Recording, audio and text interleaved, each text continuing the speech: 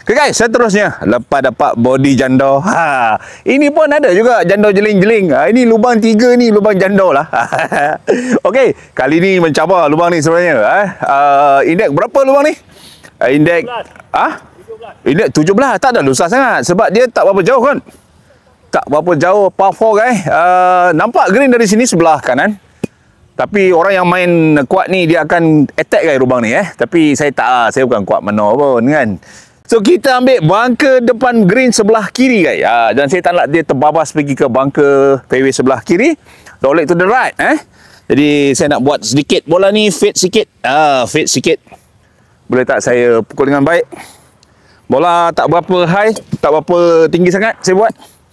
Boleh tak saya pukul dengan baik kali ni? Come on, one go shot. Mana-mana satu. Kau kata tak nak masuk attack green. Tu dia. Depan green sebelah kanan. Okey. Okey, pemandangan daripada tengah fairway. Sebelah sana tibok yang kita take off tadi. Alright, sebelah kanan fairway ada pokok-pokok yang banyak, tak ada masalah.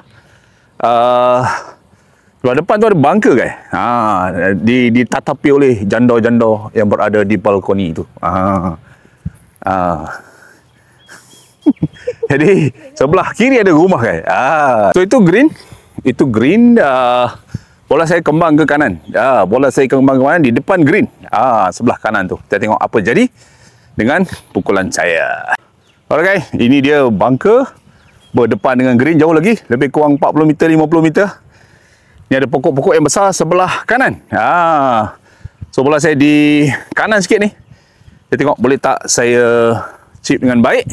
Lebih kurang saya kira dalam 50 meter macam tu. Kita tengok apa jadi dengan pukulan saya. Alright. Okay, di dalam rough.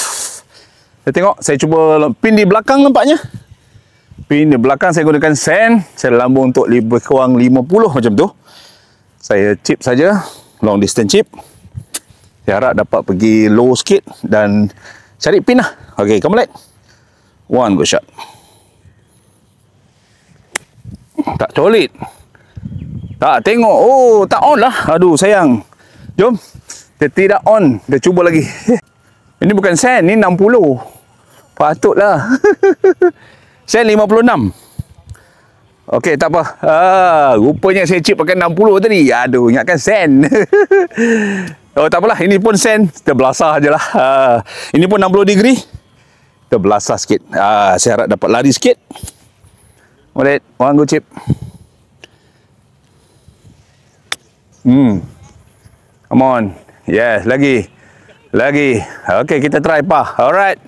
Okay, ini green. Saya tengok green melonjong daripada atas slope ke bawah menghala balik ke tibok guys. Yang kita nampak tadi. Jadi saya pat lebih kurang 4 kaki. Boleh tak saya dapatkan par di lubang ini? Tegak. Tegak memang orang Johor kalau sebut tegak ni. Tengok payah masuk dulu. Dia naik, ada turun sikit. Green kat sini true guys. Dia true.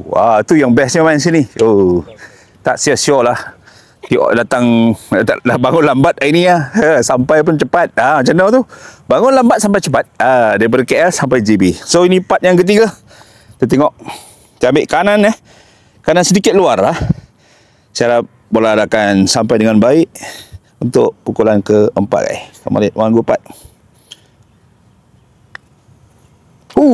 Tersalit lagi. Okay.